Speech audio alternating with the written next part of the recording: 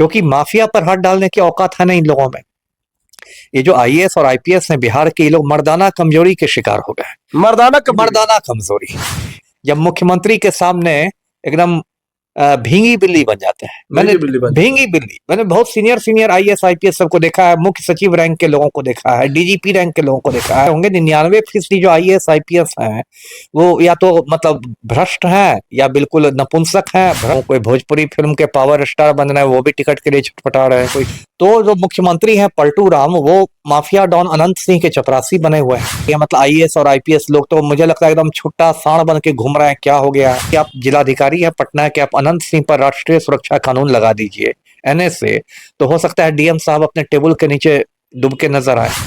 नमस्कार, मेरा नाम नीरज सिंह है और आप सभी देख रहे हैं ब्रांड बिहार।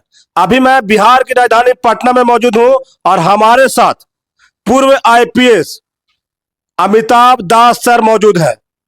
इनसे बातचीत करने का प्रयास करते हैं। सबसे पहले मेरे चैनल पर आपका बहुत बहुत स्वागत है सर। धन्यवाद आपका। आज के जो सर आईएएस आईपीएस है जो बिहार में खास करके कार्यरत है, क्या वो अपने पद का, अपने पावर का गलत इस्तेमाल कर रहे हैं? 99% गलत कर रहा है, 1% सही इस्तेमाल करते होंगे। 99% जो आईएएस आईपीएस हैं वो या तो मतलब भ्रष्ट हैं या बिल्कुल नपुंसक हैं। भ्रष्ट भी हैं, नपुंसक भी हैं और लूट रहे हैं बिहार को। क्या कि बिहार में आजकल, मैं पूरे बिहार के संदर्भ में कहूं तो बिहार में एक अराजक माहौल हो गया है। जी सर। अराजक माहौल से ये मतलब कि जो मुख्यमंत्री हैं पलटू राम, वो माफिया। आप पलटू राम हमेशा क्यों कहते हैं सर? क्योंकि पलटी मारते हैं इसलिए कहते हैं। जैसा यथा गुण तथा नाम है, मैं थोड़े कहता हूं, मैं उनके आचरण पर कहता हूं ना। तो जो मुख्यमंत्री हैं पलटू राम, वो माफिया डॉन अनंत सिंह के चपरासी बने हुए हैं। और क्या हो गया है कि ऐसी अराजक स्थिति है कि अफसरशाही जो है वो बेलगाम हो गई है ना, बेलगाम हो गई। और चाहे खास के जो सीनियर अधिकारी है मतलब आईएएस और आईपीएस लोग, तो मुझे लगता है एकदम छुट्टा सांड बन के घूम रहे हैं। क्या हो गया है। और ये जो आपने बात की वैशाली डीएम की, तो एक पूरे बिहार में एक ट्रेंड हो गया इस तरह की बात। अभी मैं दर्शकों को याद दिला दूं, 13 दिसंबर की बात है पिछले साल, बीपीएससी की जो परीक्षा थी और बापू परीक्षा केंद्र में कुछ हंगामा हुआ था। तो बाद में वहां पुनर्परीक्षा भी हुई। तो पटना के डीएम पहुंचे तो एकदम थप्पड़ चलाने लगे, है ना, छात्रों को थप्पड़ जड़े। और वो बहुत वायरल हुआ था वीडियो, और संसद में भी बात उठी थी, शायद पप्पू यादव ने उठाई थी। अब आपको थप्पड़ चलाने की क्या जरूरत है ना। यदि वो लोग कुछ कह रहे हैं तो आप उनकी बात ध्यान से सुनिए। और यदि उसी पटना के डीएम से मैं कहूंगा कि भाई आप जिलाधिकारी हैं पटना के, आप अनंत सिंह पर राष्ट्रीय सुरक्षा कानून लगा दीजिए एनएसए, तो हो सकता है डीएम साहब अपने टेबल के नीचे डूब के नजर आए। क्योंकि माफिया पर हाथ डालने की औकात है ना इन लोगों में। ये जो आईएएस और आईपीएस हैं बिहार के, ये लोग मर्दाना कमजोरी के शिकार हो गए। मर्दाना कमजोरी। माफिया पर इन लोग के हाथ डालने की औकात नहीं है। लेकिन जिसको देखते हैं कि एक गरीब आदमी है, कमजोर आदमी है, आम आदमी है, उस पर एकदम भूखे शेर बन के टूट पड़ना है ना। और ये लगातार ट्रेंड है। अभी देखिए, मैं एक दूसरी बात करता हूँ पाठक सर की, के पाठक सर की मैं बहुत इज्जत करता हूँ। ईमानदार आदमी है, बढ़िया आदमी है, शिक्षा विभाग में उन्होंने बढ़िया काम किया। लेकिन ये वाली उनकी भी समस्या है ना, किसी को कुछ बोल देना।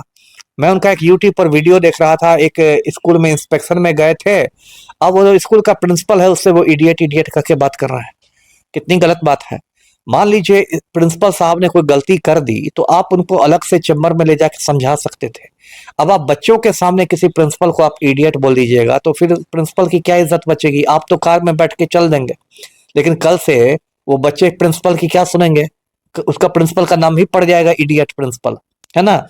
तो ऐसे एक बार और पाठक सर का वीडियो वायरल हुआ था, किसी मीटिंग में वो थोड़ा मतलब इस तरह से बात कर रहे थे, जो आप कह सकते अपशब्दों का प्रयोग कर रहे थे। तो एक ट्रेंड हो गया। यही जो आप वैशाली डीएम की आपने बात की, यशपाल मीणा कोई है, इसके बारे में कहते हैं कि पहले भी इस पर राजस्व वालों ने इसकी शिकायत की थी कि हम लोग से मतलब इससे बदतमीजी से बात करते हैं। देखिए, ये पूरा एक गलत ट्रेंड है। अपने मुंह से देखिए, मैं अपनी तारीफ नहीं करता, लेकिन मैं इतने जिलों का एसपी रहा, एक सिपाही से कभी मैंने तुम कह के बात नहीं की, है ना। एक चौकीदार, एक होमगार्ड से मैंने तुम कह के बात नहीं, सबको मैं आप कह के बात करता था, क्योंकि इससे आपके भी संस्कार का पता चलता है, आपके भी परवरिश का पता चलता है। बिल्कुल सर। अब मैं देखता हूँ नए नए लड़के एसपी बनते हैं, नौजवान लोग, और जो उनके पिता की उम्र का दरोगा है या इंस्पेक्टर है, बुजुर्ग आदमी, उससे तू तड़ाक कह के बात करते हैं। इसी में सोचते हैं कि हम बहुत बड़े आदमी हो गए। जबकि कम से कम आप उसकी उम्र का लिहाज कीजिए, है ना? आपके इतना बड़ा उसका बेटा है, उसकी बेटी है। और उसके बाद देखिए यही जो डीएम एसपी जो इतना मतलब भौकाल में रहते हैं, है ना? अपने से जूनियर के सामने, जब मुख्यमंत्री के सामने एकदम भींगी बिल्ली बन जाते हैं। भींगी बिल्ली मैंने बहुत सीनियर आईएएस आईपीएस सबको देखा है, मुख्य सचिव रैंक के लोगों को देखा है, डीजीपी रैंक के लोगों को देखा है, मुख्यमंत्री के सामने बिल्कुल कुत्ते की तरह पूंछ हिलाते देखा है। लेकिन देखिए मैं ये कह रहा हूं, मैं बार बार एक पर्टिकुलर केस में नहीं जा रहा हूं, मैं कह रहा हूं कि एक ट्रेंड बन गया है बिहार में, ट्रेंड बन गया है सीनियर अधिकारियों का ट्रेंड, चाहे डीएम हो एसपी हो, इस तरह के अधिकारी। इसलिए मैं बाकी उदाहरण भी दे रहा हूं कि वो लोग बहुत बदतमीजी से पेश आने लगे हैं और कहीं ना कहीं उनमें एक कहते हैं अधजल गगरी छलकत जाए वाली बात है। मतलब आप 2 कौड़ी के जिलाधिकारी हैं, आप अपने को अमेरिका का राष्ट्रपति समझने लगे। आप 2 कौड़ी के पुलिस अधीक्षक हैं, एसपी हैं, आप अपने को रूस का राष्ट्रपति समझने लगे। तो एक मानसिकता है अधजल गगरी छलकत जाए वाली बात कि जरा सा आपको कुछ पावर मिला तो आप एकदम मतलब होता है ना अलबला गए, आप आपसे संभाल नहीं रहा है, कितने इतना मैं क्या बन गया, जबकि आप कुछ नहीं है ऐसे देखा जाए तो। आप पूरी दुनिया के संदर्भ में देखें तो आपकी क्या औकात है ना? एक है ना अभी संजीव हंस बेउड जेल में है, पलटू राम के नवरत्न में से थे, पलटू राम के नवरत्न है, 8-9 आईएएस आईपीएस एकदम करीबी है पलटू के, और उसमें से संजीव हंस की भी चर्चा होती थी, जो आजकल बेउड जेल में बंद है। ऊर्जा विभाग में बहुत ऊर्जा के साथ काम करते थे। देखिए मैं कोई नेताजी नहीं ना हूं कि ऐसे कोई राजनीतिक बयान दे दूं। तो पहली बात तो मान लीजिए कोई टिकट लेना भी चाहता है तो इसमें कोई गलत बात नहीं, लोकतंत्र है, हर किसी को, आपको भी कल मन करेगा तो अभी लड़ सकते हैं चुनाव। मान लीजिए कोई लड़ना ही चाह रहा है चुनाव, लेकिन सर जातिवाद करके टिकट लेना कहाँ तक सही है? जातिवाद करके सही मैं नहीं कह रहा, लेकिन ऐसे मैं कह रहा हूं कि कोई भी व्यक्ति यदि विधायक और सांसद का टिकट लेता है तो इसमें कुछ गलत नहीं है, लोकतंत्र में होता ही है, चुनाव होते ही हैं, तो इसमें कुछ बात नहीं है। मैंने पूरे बिहार के संदर्भ में कहा कि एक ट्रेंड है, अफसरों में तानाशाही की प्रवृत्ति आ गई है, वो प्रवृत्ति रुकनी चाहिए जी, रुकनी चाहिए जी।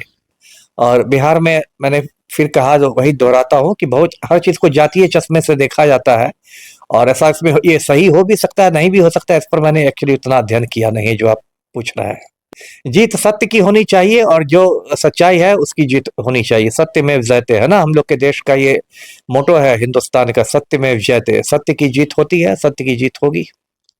जो अभी बिहार में जो विधानसभा 2025 में चुनाव होने वाली है, तो शायद इस तरह से वो अपना पॉपुलैरिटी बढ़ा रहा है ताकि कोई भी पार्टी से उनको टिकट मिल जाए। अब यहाँ टिकट के लिए तो सब लोगों को मैं छटपटाता देखता हूँ, कोई भोजपुरी फिल्म के पावर स्टार बन रहे हैं वो भी टिकट के लिए छटपटा रहे हैं, कोई कहीं रह रहा है। ठीक है, इस पर मैं बहुत ज्यादा नहीं बोलना चाहता, है ना जी। चलिए, हमारे साथ अमिताभ दास सर मौजूद थे और इन्होंने अपने पूरे कार्यकाल में पूरे ईमानदारी के साथ अपना जिम्मेवारी और पद का ख्याल रखते हुए, गरिमा को निभाते हुए, जिम्मेवारी को निभाते हुए पूरी ईमानदारी के साथ इन्होंने नौकरी किया, लेकिन इनके साथ भी बहुत गलत हुआ। आप लोग का जो भी अपना विचार है आप लोग कमेंट बॉक्स में रखिए। आप लोग इस वीडियो को ज्यादा से ज्यादा शेयर कीजिएगा। बहुत बहुत धन्यवाद। जय हिंद।